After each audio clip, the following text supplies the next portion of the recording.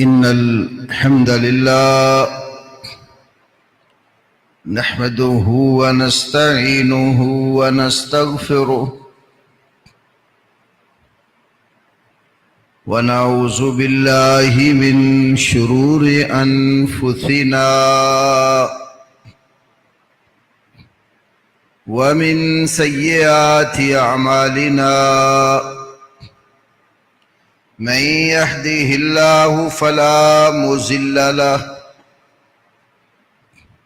ومن يضلل فلا هادي له وأشهد أن لا إله إلا الله وحده لا شريك له وأشهد أن محمدًا عبده ورسوله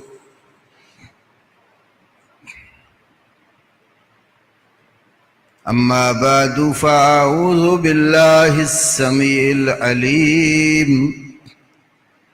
من الشيطان الرجيم من همزه ونفخه ونفثه بسم الله الرحمن الرحيم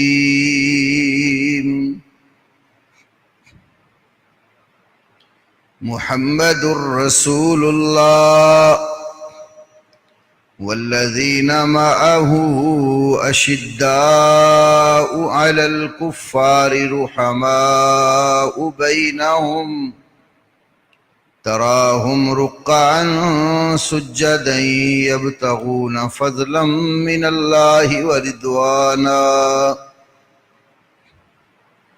سيماهم في وجوههم من أثر السجود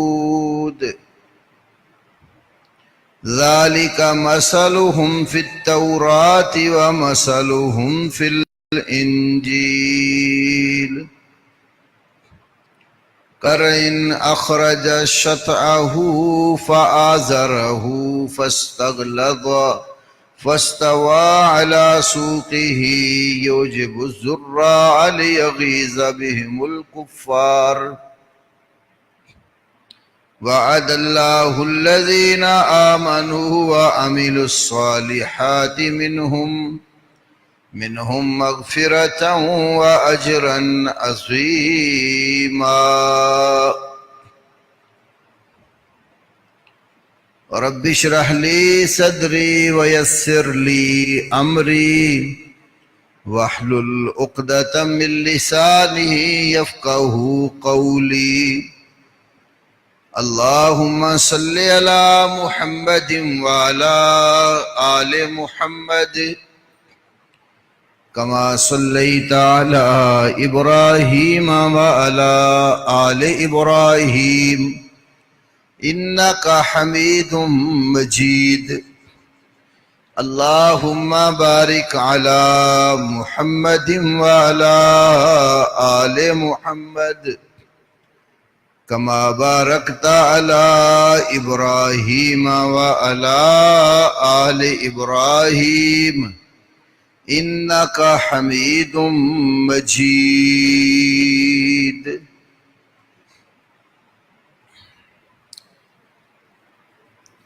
اسلامی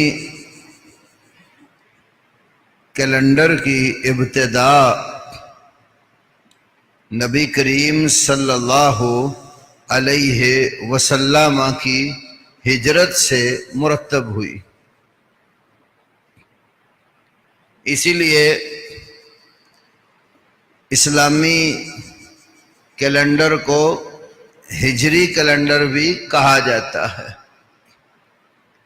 اور مسلمانوں کے دینی معاملات کا تعلق وہ قمری مہینوں کے ساتھ ہے، چاند کی رویت کے ساتھ ہے۔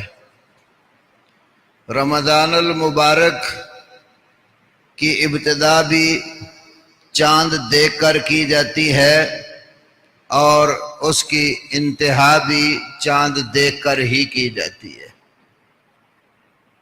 ذوالحج کے مہینے میں جب حج کی عبادت کا مرحلہ آتا ہے تو وہ بھی شوال، ذیقعد اور ذوالحج اسلامی مہینوں کے ساتھ ہے۔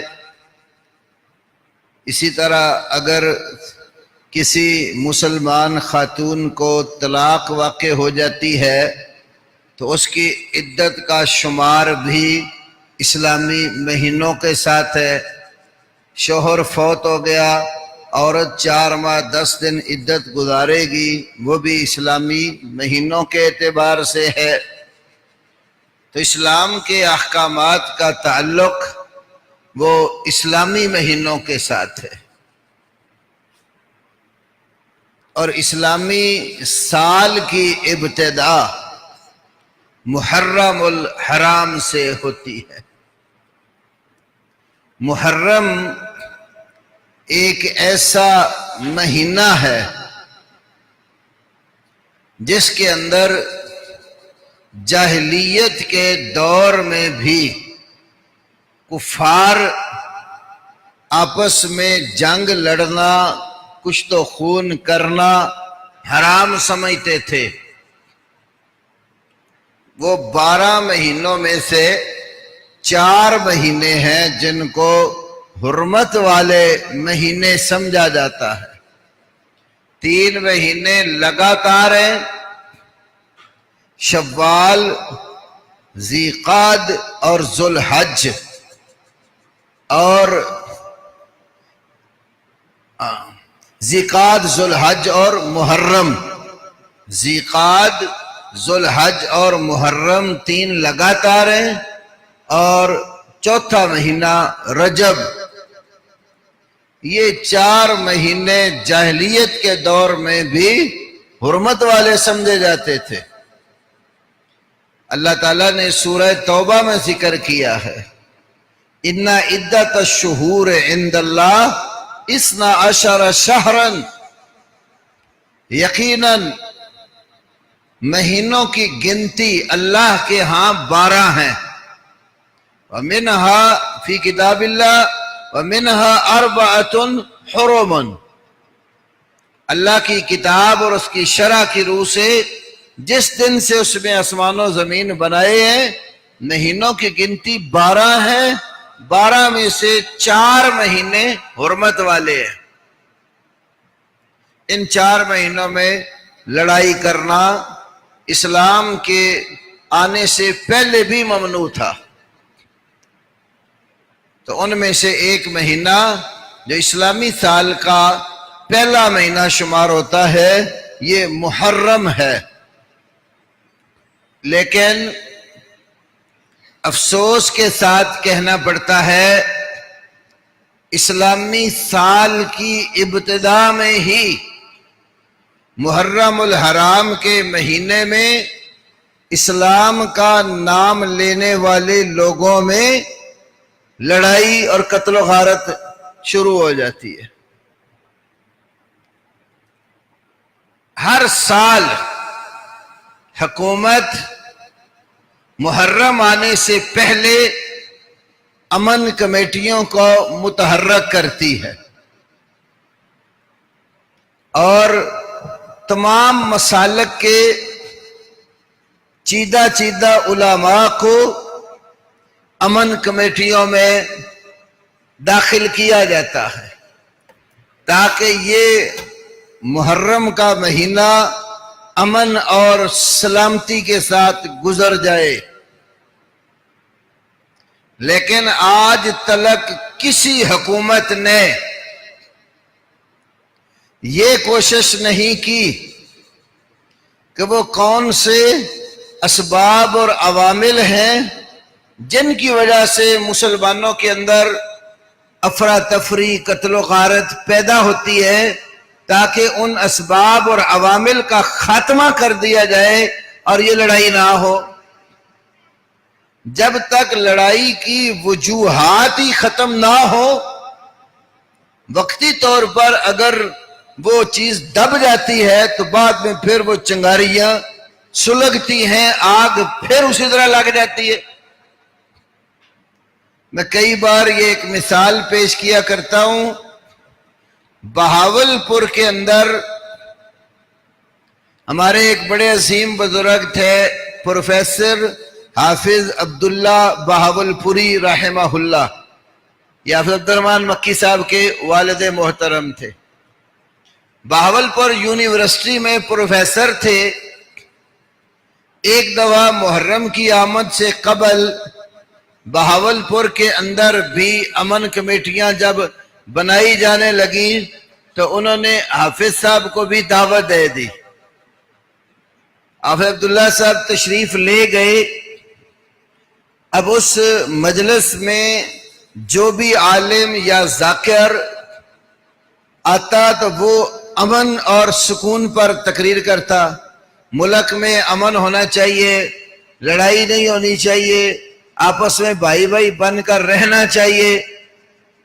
جب حافظ عبداللہ بہاول پوری رحمہ اللہ کی باری آئی تو اپنے خطبے میں فرمانے لگے، کون سا وہ مسلمان ہے جس کو امن اور سکون پسند نہیں ہے؟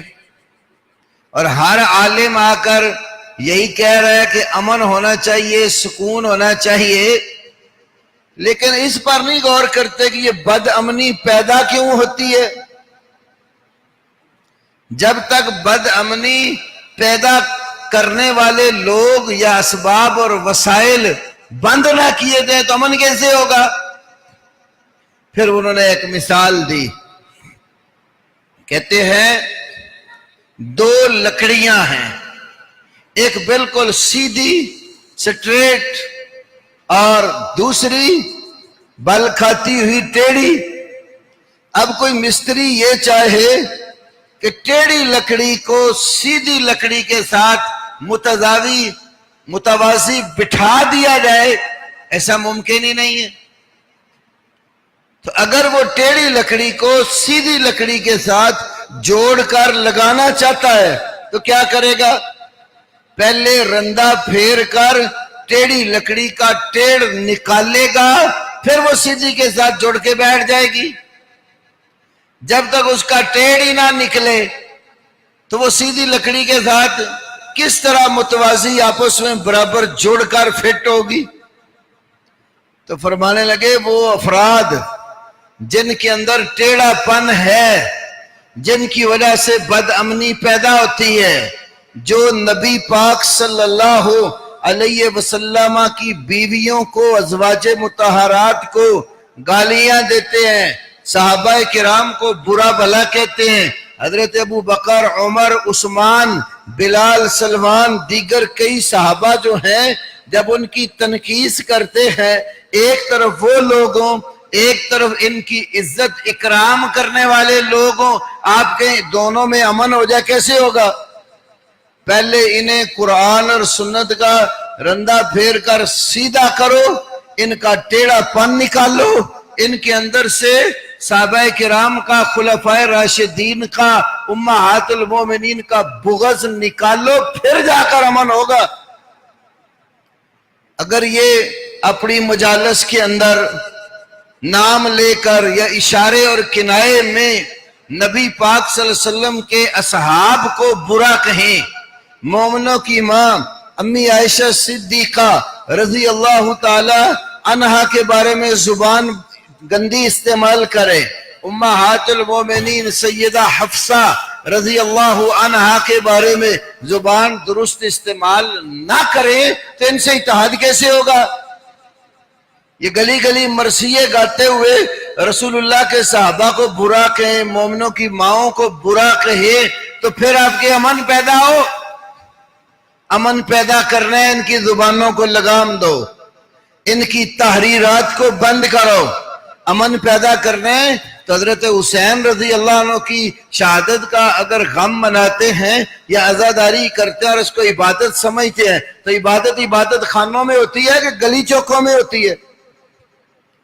اگر یہ چیز عبادت ہے مسجد اور امام بارگاہ کے اندر کی جائے، اور اگر یہ عبادت جو بازاروں میں نکل کر کریں تو پھر عبادت نہیں ہے. کون سی عبادت ہے جو گلیوں میں نکل کر کی جاتی ہے؟ ایسی کوئی عبادت نہیں ہے جو گلی محلے میں چلتے پھرتے عبادت کی جائے. یہ سب صحابہ کو گالیاں دینے کے مختلف طریقے بنائے ہوئے ہیں. اندر سے باہر نکل کر جو بغض اندر ہے وہ ان گلی بھلوں میں نکالا جاتا ہے.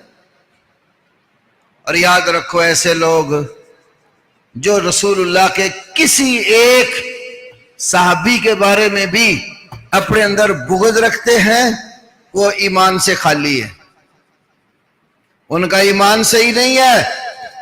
قرآن پڑھیے. میں نے آپ کے سامنے 26ویں پارے میں سے سورۃ الفتح کی آخری آیت کریمہ 29 نمبر تلاوت کی.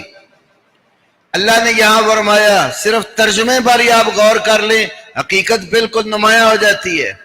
محمد الرسول اللہ، محمد صلی اللہ علیہ وسلم اللہ کے رسول ہیں.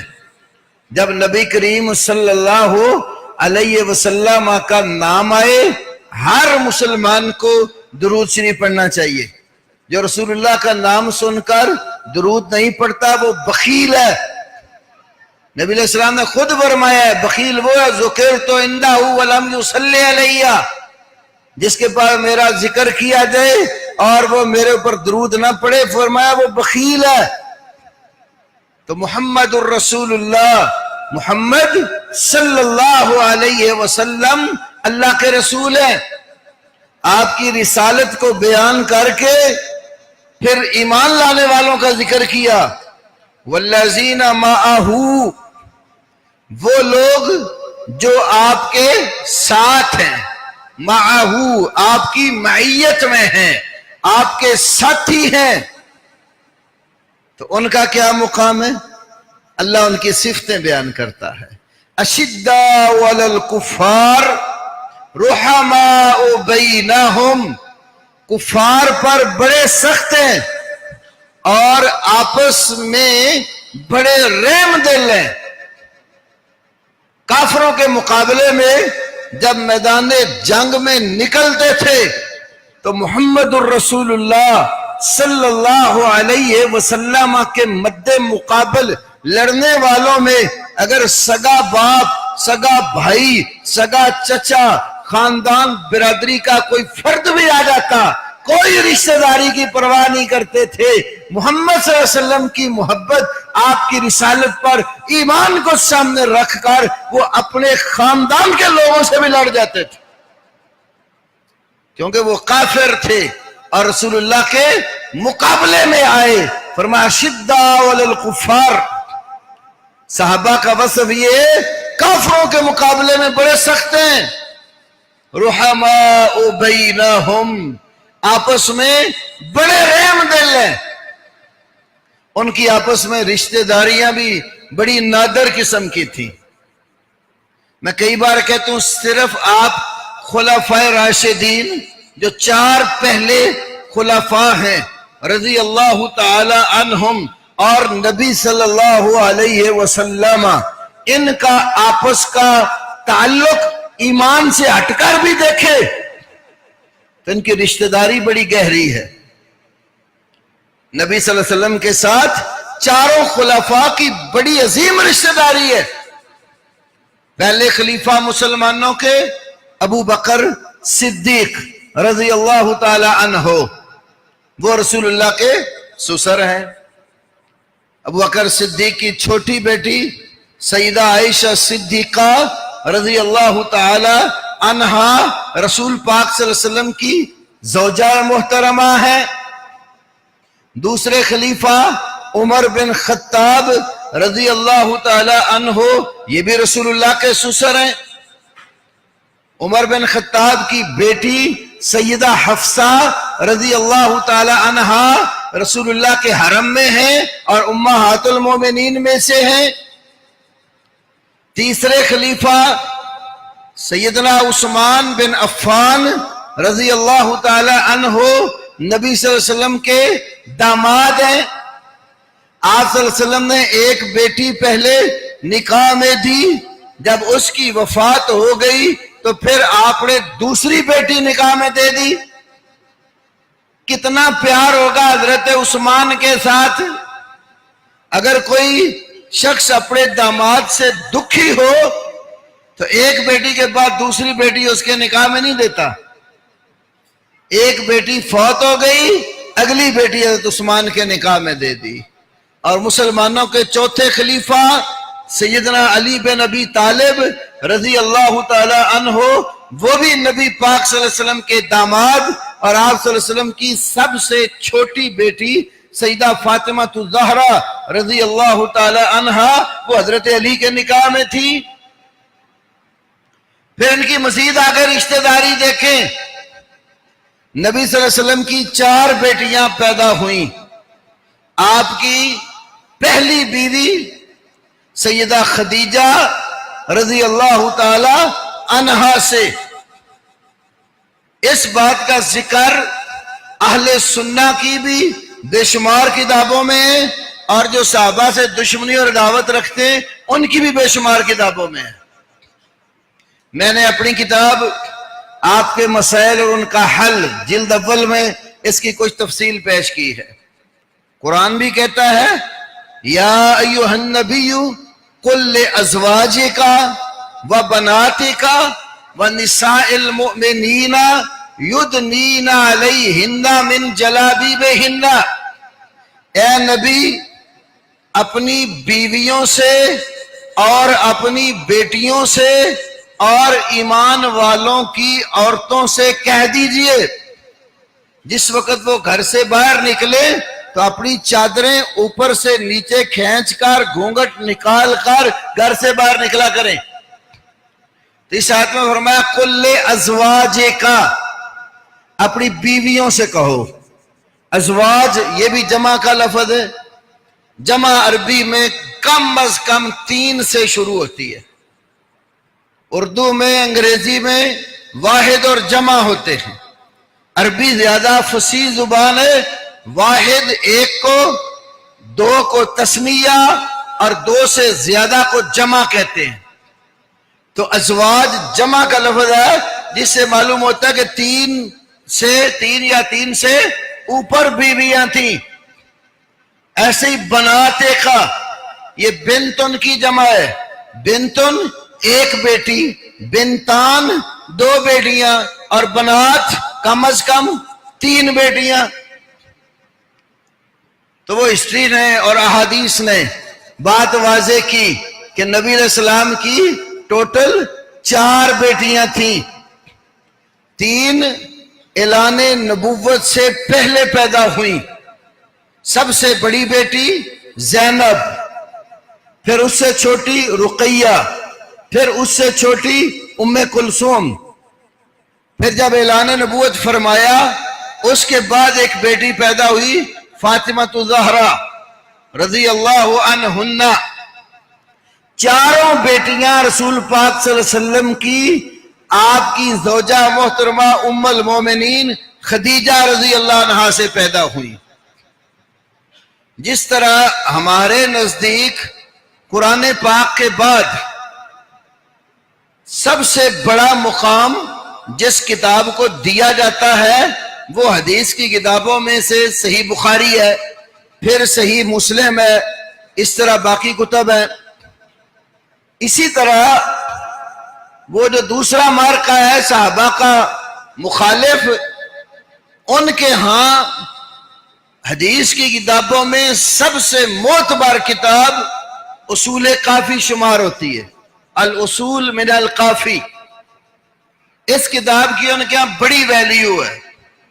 اس کتاب کے مقدمہ کے اندر محقق نے یہ ذکر کیا ہے، محمد بن یعقوب کلینی جس نے یہ کتاب لکھی، اس نے جب یہ کتاب لکھی تو جو ان کے 12ویں امام ہیں غار میں جو چھپ گئے ہوئے ہیں، وہ کتاب لے کر ان کے پاس غار میں گیا، ان کے سامنے کتاب پیش کی تو کہتے ہیں 12ویں امام نے کتاب پڑھ کر کہا ھذا کافن لشیعتنا، ہمارے شیعہ کے لیے یہ کتاب کافی ہے، اس لیے اس کا نام ہی رکھا الکافی.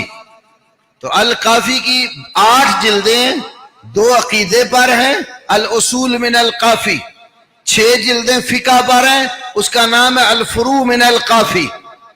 تو یہ جو الکافی اتنی معتبر ان کی کتاب ہے، اس کتاب کے اندر تاریخ کا جو باب ہے اس میں نبی پاک صلی اللہ علیہ وسلم کی سیرت کے ضمن میں یہ بات موجود ہے کہ سیدہ خدیجہ رضی اللہ عنہا سے نبی صلی اللہ علیہ وسلم کی مبعث سے پہلے 3 بیٹیاں اور مبعث کے بعد اعلان نبوت کے بعد 1 بیٹی پیدا ہوئی۔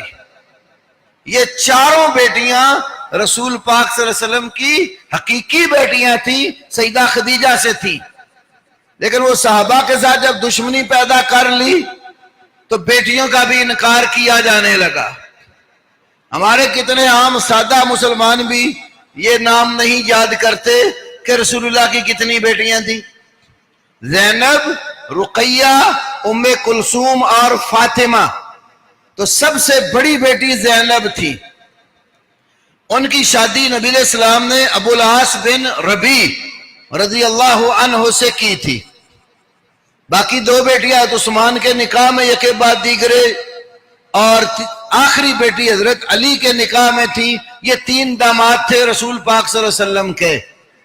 تو ابو العاص بن ربیع کے ساتھ زینب رضی اللہ عنہ کا نکاح ہوا تو 1 بیٹی پیدا ہوئی، اس کا نام تھا امامہ بنت زینب۔ یہ امامہ بنت زینب وہ نواسی ہیں نبی پاک صلی اللہ علیہ وسلم کی۔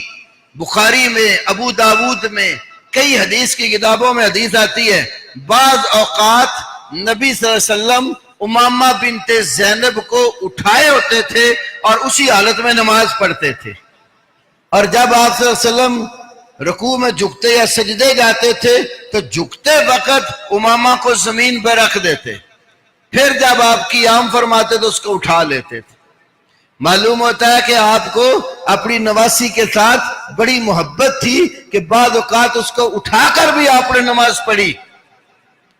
یہ امامہ بنت زینب جب بڑی ہوئی نا، پھر حضرت فاطمہ رضی اللہ عنہ کا وصال نبی علیہ السلام کی وفات کے 6 ماہ بعد ہو گیا۔ بعض روایات میں یہ بھی ہے کہ حضرت فاطمہ رضی اللہ عنہ نے اپنے خامد سیدنا علی رضی اللہ عنہ سے کہا، اگر تم میرے بعد اور شادی کرنا چاہو تو میری بانجی امامہ کے ساتھ کر لینا۔ خالہ اور بانجی ایک نکاح میں بیک وقت دونوں کٹھی نہیں ہو سکتی۔ بانجی یا خالہ نکاح میں ہے، اس کو طلاق ہو گئی ہے یا فوت ہو گئی ہے، اب نکاح کا رشتہ ختم ہو گیا، پھر دوسری کو نکاح میں لا سکتا۔ تو اللہ کے نبی کی یہ بیٹی چھوٹی جب فوت ہو گئی، ان کی وفات کے بعد حضرت علی نے نکاح پھر کیا امامہ بنت زینب سے۔ ادھر سے بھی کتنی قریبی رشتہ داری بن گئی۔ ایک اور رشتہ داری کا نمونہ جس سے سب سے زیادہ ان حضرات کو تکلیف ہوتی ہے، اور اس رشتے کا انکار کرنے کے لیے آپ کے یہاں لاہور سے جامعہ المنتظر ہے ماڈل ٹاؤن میں، وہاں سے کتاب چھپی، سہم مسموم در نکاح ام کلثوم۔ سہم عربی میں تیر کو کہتے ہیں، مسموم زہر آلود، کتاب کا اب نام ہی دیکھیں، سہم مسموم زہر آلود تیر کہاں پھینکا؟ در نکاح ام کلثوم، ام کلثوم کے نکاح میں۔ یہ ام کلثوم کون تھی؟ حضرت علی کی بیٹی تھی۔ ایک ام کلثوم نبی پاک کی بیٹی ہے اور ایک ام کلثوم حضرت علی کی بیٹی ہے۔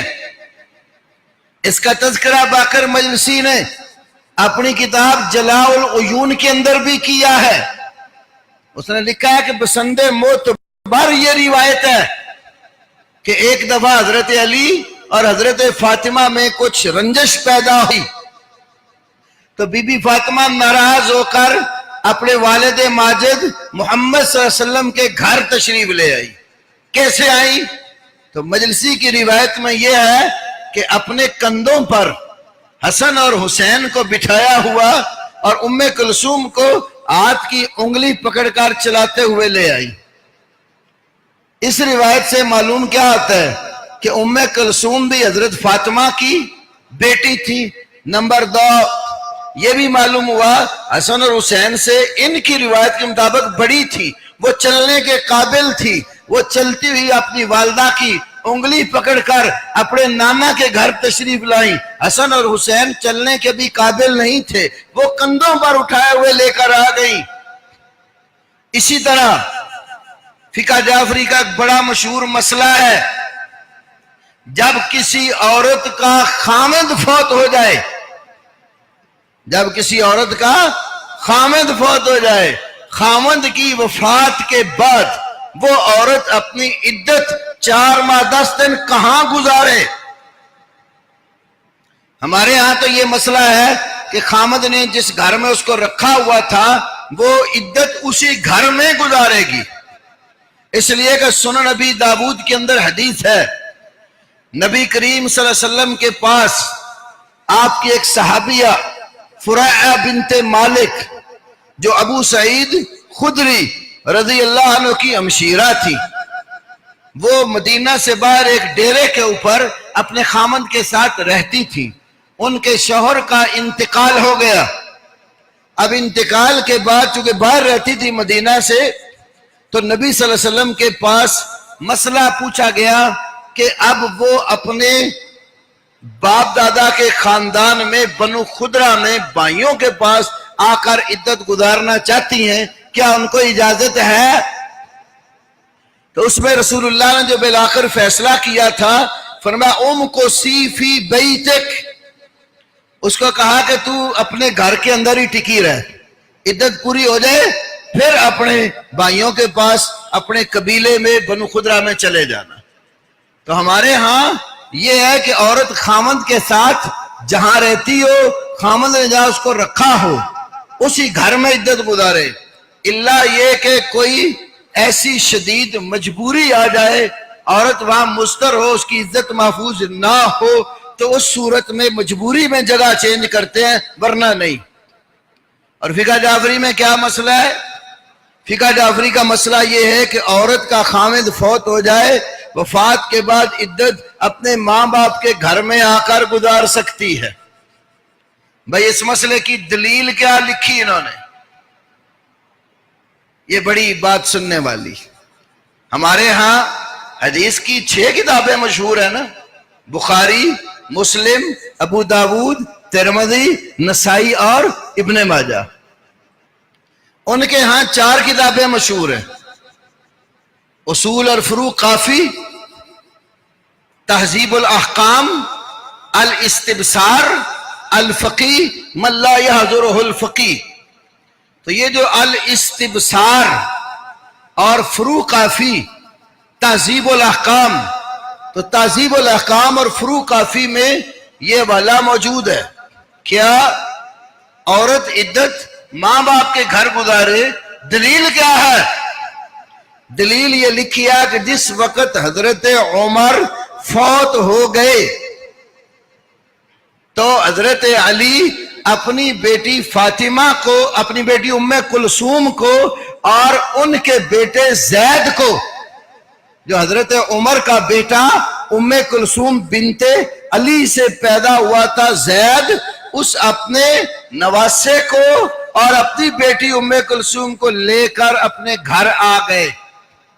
یہ دلیل اپنے مسئلے کی دیتے ہیں، مسئلے کی دلیل تو یہ بن گئی، لیکن یہ کیوں نہیں مانتے کہ ام کلثوم حضرت عمر کے نکاح میں تھی؟ یہ کتنا عظیم رشتہ ہے، رسول اللہ کے سسر اور علی کے داماد۔ عربوں میں رشتوں کے لین دین میں جو ہمارے ہاں تصورات ہیں اس سے ہٹ کر تصورات ہیں۔ بچیاں جب بالغ ہو جاتی ہیں تو رشتہ میں وہ بساقات عمر کا کوئی لحاظ نہیں دیکھتے، جیسے عمر کی عمر زیادہ تھی لیکن حضرت علی نے خوشی کے ساتھ اپنی بیٹی حضرت عمر کے نکاح میں دی۔ اس کا ذکر ہمارے ہاں صحیح بخاری میں بھی موجود ہے۔ حافظ ابن حجر نے جو کتاب صحابہ کے حالات پر لکھی الاصابہ فی تمجیز الصحابہ، اس کے اندر بھی موجود ہے، اور بھی ہماری ہسٹری کی کتابوں میں موجود ہے، اور ان کے یہاں بھی ہے۔ تو اب آپ غور کریں کتنی گہری رشتہ داری تھی خلفائے راشدین کی آپس میں، رشتے لیے ہوئے ہیں، دیے ہوئے ہیں، نبی پاک کے سسرال والے ہیں، کچھ رسول اللہ صلی اللہ علیہ وسلم کچھ کے سسرال ہیں۔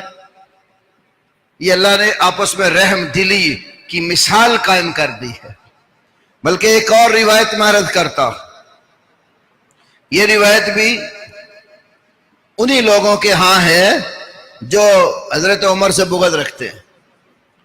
ایک کتاب لکھی ہے انہوں نے 12 اماموں کے حالات پر، علی بن عیسیٰ نے، کتاب کا نام ہے کشف الغمہ فی معرفت الائمہ۔ ہمارے ہاں یہ روایت تاریخ دمشق جو امام ابن عساکر کی کتاب ہے اس میں وارد ہوئی ہے، لیکن یہ ان کے ہاں معروف روایت ہے۔ جس وقت حضرت علی رضی اللہ تعالی عنہ کی شادی طے پا گئی تو نبی علیہ السلام نے حضرت علی سے پوچھا، اتنی کی روایت ہمارے یہاں نسائی میں بھی ہے، نبی علیہ السلام نے حضرت علی سے پوچھا، علی تمہارے پاس حق مہر دینے کے لیے کیا ہے؟ تو حضرت علی فرمانے لگے، اللہ کے نبی ایک زرہ ہے میرے پاس، اس کے سوا کچھ نہیں ہے۔ زرہ کیا ہوتی ہے؟ لوہے کے کنڈے بنا کر جوڑ جوڑ کے کرتا بنایا ہوتا ہے، جو مجاہد جب جہاد پہ نکلتا ہے تو اپنے وجود پہ پہن لیتا ہے تاکہ تلوار کا یا تیر کا کوئی وار جسم کے اوپر اثر نہ کرے۔ تو وہ لوہے کی ایک زرہ تھی، کرتا تھا۔ حضرت علی کہنے کہ یا رسول اللہ میرے پاس حق مہر دینے کے لیے اس کے سوا کچھ نہیں ہے۔ تو کشف الغمہ کی روایت میں یہ ہے کہ حضرت علی کی شادی کا یہ مسئلہ سن کر کہ علی کے پاس تو مہر دینے کے لیے بھی کچھ نہیں ہے، ابو بکر اور عمر رسول پاک صلی اللہ علیہ وسلم کے دونوں ہی سسر رضی اللہ عنہما تشریف لائے، حضرت علی کی زرہ لے لی اور زرہ لے کر حضرت عثمان کی طرف چل پڑے، کیونکہ حضرت عثمان بڑے ہی دولت مند انسان تھے، بڑے مالدار تھے۔ حضرت عثمان کے گھر گئے اور جا کر حضرت عثمان سے کہا کہ عثمان تمہارے بھائی علی کی شادی ہے اور علی کے پاس مہر دینے کے لیے سوائے زرہ کے کچھ نہیں ہے، تو ہم نے تم سے بڑا کوئی تاجر مدینے میں نہیں دیکھا، ہماری نظروں میں آپ ہی اس کی قیمت سے ادا کر سکتے ہیں۔ تو اس موقع پر حضرت عثمان نے کیا کیا؟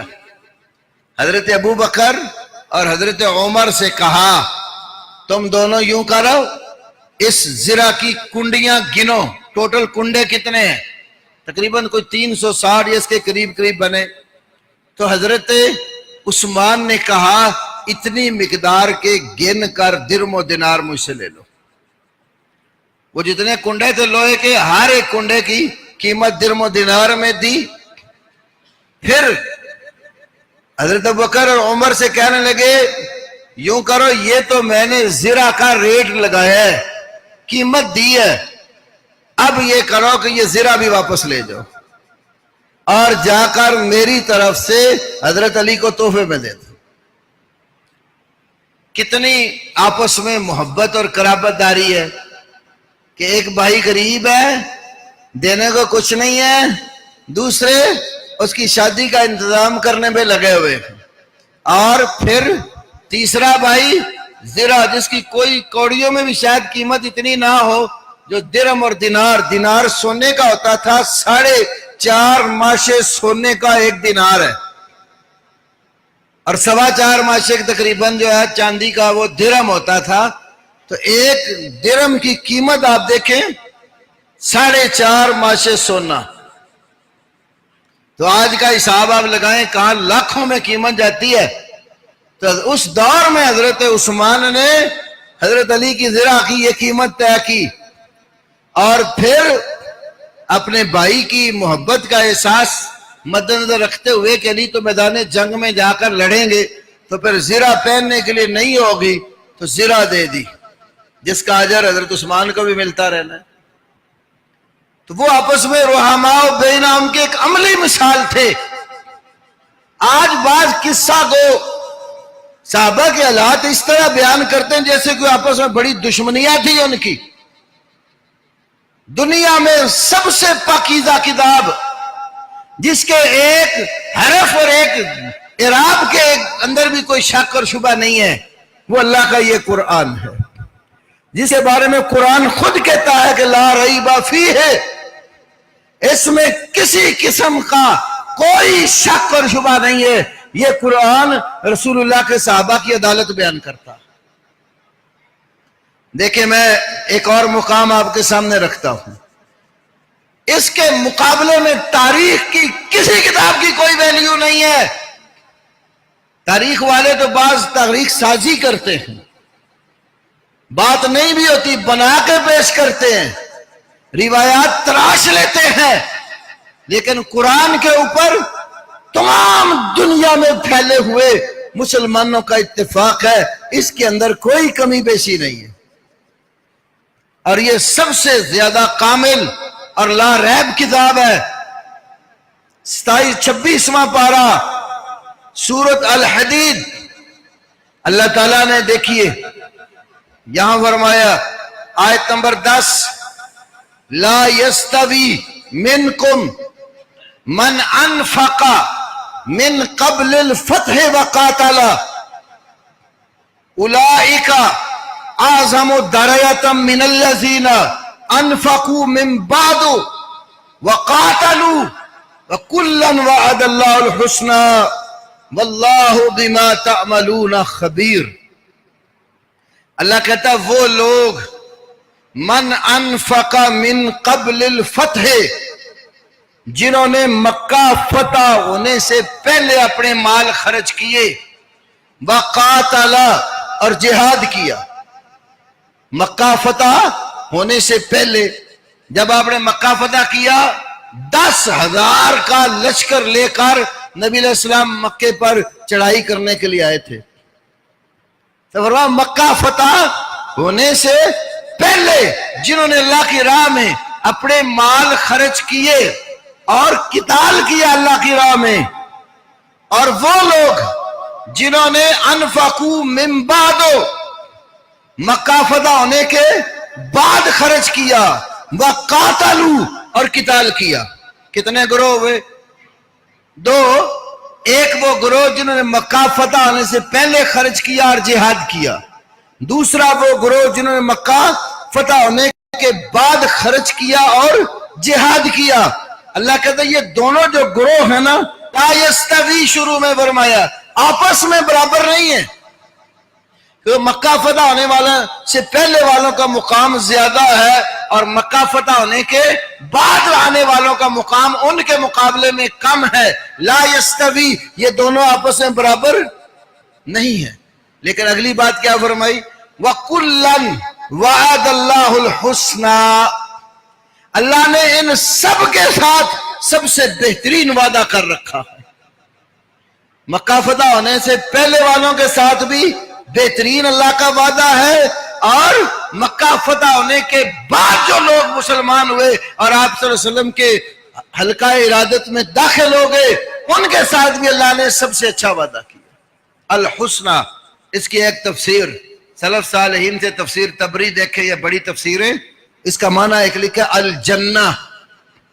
الحسنہ کا معنی الجنہ، جنت کا وعدہ کیا اللہ نے. واللہ بما تعملون خبیر، اللہ تبارک و تعالیٰ کہہ رہے ہیں کہ اللہ تعالیٰ جو بھی تم عمل کرتے ہو اس سے بخوبی واقف ہے. اللہ تعالیٰ کو پتا ہے کہ انہوں نے کیسے عمل کیے تھے.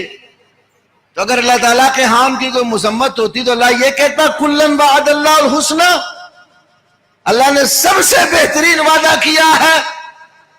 وہ وعدہ اللہ کا رسول اللہ کے صحابہ سے جنت کا وعدہ ہے، اس سے اچھا وعدہ کیا ہو سکتا ہے؟ اور جس سے اللہ نے جنت کا وعدہ کر لیا، ساری دنیا ان کے خلاف بولتی رہے، وہ اپنا ایمان برباد کریں گے، وہ جنت سے نہیں نکالے جائیں گے. وہ صحابہ جنتی ہیں، اللہ تعالیٰ نے سب سے اچھا وعدہ کیا. ایک اور آیت دیکھیے 26ویں پارے ہی کی سورۃ حجرات، سورہ فتح.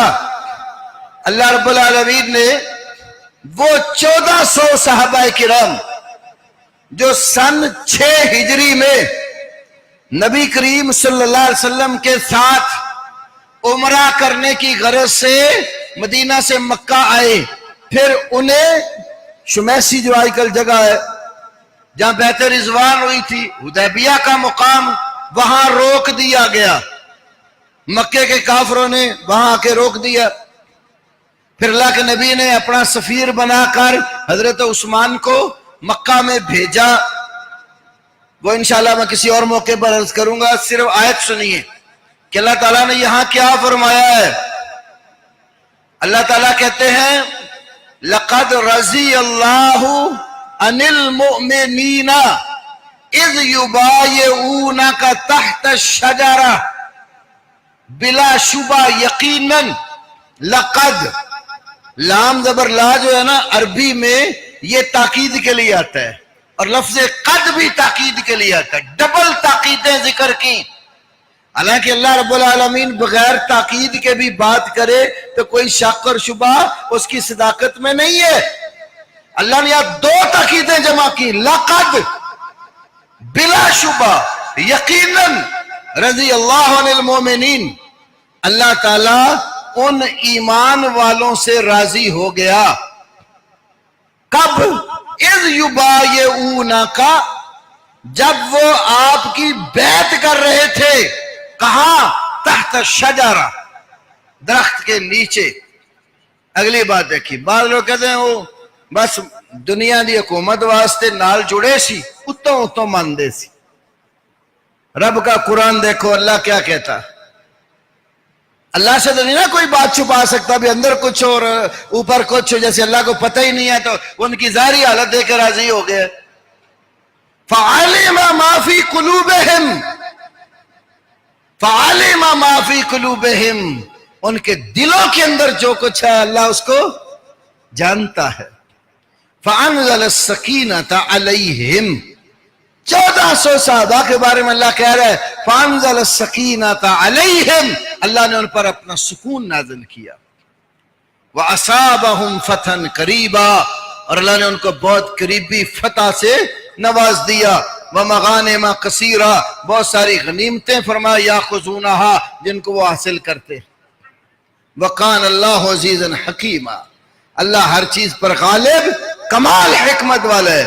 تو اس آیت کریمہ میں اللہ نے بتا دیا کہ جن 1400 صحابہ نے رسول پاک کے ہاتھ پر ہاتھ رکھ کر درخت کے نیچے بیعت کر لی تھی، تو اللہ ان سب سے راضی تھا، اور ہے اس لیے کہ اللہ ان کے دلوں کی بات جانتا ہے۔ فَعَلِمَ مَا فِي قُلُوبِهِمْ، دوسری جگہ اولئک الذین امتحن اللہ قلوبہم، اللہ نے رسول اللہ کے صحابہ کے دلوں کا امتحان لے لیا ہے، ظاہری نہیں تھی، اندر کا امتحان اللہ نے لیا ہے۔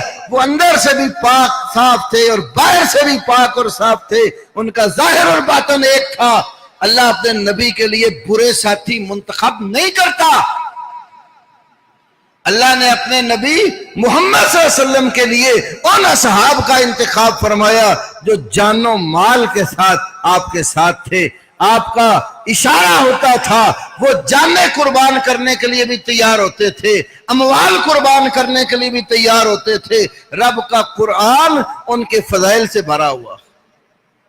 والسابقون الاولون من المہاجرین والانصار والذین اتبعوہم باحسان رضی اللہ عنہم ورضوا عنہ، 11ویں پارے کا پہلا ہی صفحہ ہے، سورہ توبہ ہے۔ والسابقون الاولون، پہلے ایمان میں سبقت لینے والے کون لوگ؟ من المہاجرین والانصار، مہاجرین اور انصار، ابو بکر، عمر، عثمان، علی مہاجرین میں آتے ہیں، باقی صحابہ جب ہجرت کے بعد آئے انصار میں آتے ہیں۔ اللہ نے کہا وہ مہاجرین اور انصار جو ایمان میں دنیا والوں سے سبقت لے چکے ہیں، والذین اتبعوہم، اور ان کے بعد وہ لوگ جو مہاجرین اور انصار کے پیچھے چلنے والے ہیں، بے احسان، اچھے طریقے سے، رضی اللہ عنہم ورضوا عنہ، اللہ ان سے راضی ہو گیا اور وہ اللہ سے. اب یہ رضامندی کیا صرف دنیا داری کے لیے تھی یا آخرت میں بھی کام دے گی؟ آیت اگلی دیکھیے. وَأَعَدَّ لَهُمْ جَنَّاتٍ تَجْرِي تَحْتَهَا الْأَنْهَارُ، اللہ نے ان کے لیے وہ جنات تیار کر رکھی ہے جن کے نیچے نہریں جاری. اچھا وہ جنت میں چند دن رہ کے واپس نکال دیے جائیں گے یا ہمیشہ ہمیشہ کے لیے رہیں گے؟ فرمایا خالدین فیہا ابدا، وہ ہمیشہ ہمیشہ کے لیے جنتی ہیں. اور یہ کامیابی ذالک الفوز العظیم، اللہ کہتا ہے یہ بہت بڑی کامیابی ہے. تو قرآن بتاتا ہے ابھی پاک کے صحابہ دنیا میں بھی کامیاب، آخرت میں بھی کامیاب، جنت کے وارث اور بہت بڑی کامیابی پا گئے. اب اس کے مقابلے میں کوئی اپنی بنائی ہوئی تاریخی روایتیں پڑھتا رہے تو قرآن کے مقابلے میں اس کی کیا حیثیت ہوگی؟ قرآن جن کی عدالت بیان کرتے اس کے مقابلے میں کسی اور دلیل کی حاجت ہی نہیں رہتی. تو رسول اللہ کے صحابہ بڑے پاک باز لوگ تھے، اللہ اور اس کے رسول سے محبت کرنے والے تھے. ان سے محبت ایمان ہے، ان سے بغض منافقت ہے، اور ان کے اوپر تبرہ کرنا اور گالیاں دینا کفر ہے. کسی مسلمان کے لیے جائز نہیں ہے کہ رسول اللہ کے ایک ادنا سے صحابی کو بھی برا کہے. تو اس لیے یہ جو صحابہ کو گالیاں دینے والے عوامل ہیں، جب تک یہ عوامل ختم نہ کیا جائے امن پیدا نہیں ہوتا. تو اس لیے ہم حکومت سے اس بات کی گزارش کرتے ہیں کہ محرم آتے ہی جو آپ کو پریشانی لائق ہوتی ہے نا، تو مخلص ہو کر ان تمام چیزوں پر پابندی عائد کر دو جو رسول اللہ کے صحابہ کرام، آپ کی امہات المومنین، آپ کے اہل بیت، جتنے باعزت اور مکرم لوگ ہیں ان کے خلاف جو عوامل بھی بولنے والے زبان بندی بھی کرو. کوئی لکھنے والا ہے اس کی قلم جانا اس کو روک دیا جائے، باز نہیں آتا تو اس کو سزا دے کر پابند سلاسل کیا جائے، تب جا کے امن پیدا ہوتا ہے. اور اگر آپ یہ کہیں کہ نہیں ہر کوئی ٹھیک ہے، گالیاں دینے والا بھی ٹھیک ہے، عزت اکرام کرنے والا بھی ٹھیک ہے، تو امن کہاں سے آئے گا؟ امن ہمیشہ برائی کی جڑ ختم کرنے سے پیدا ہوتا ہے. آخر میں گزارش ہے، اس دفعہ ہمارے اس مرکز میں بجلی کا جو بل آیا ہے اے سی کا یہ تقریباً 33,000 ہے. پچھلی دفعہ رمضان میں تو 52,000 تھا، پھر الحمدللہ کچھ اور کنٹرول کیا تو یہ 33,000 بل اس کا آیا ہے. باقی جو بجلی مرکز میں استعمال ہوتی ہے 20,600 اس کا بل ہے، تو یہ 53,600 کے قریب بل ہے. میرے بھائیوں اس میں ضرور تعاون کرتے جائیے گا. اللہ رب العالمین آپ کو اجر سے نوازے. اللہ اکبر.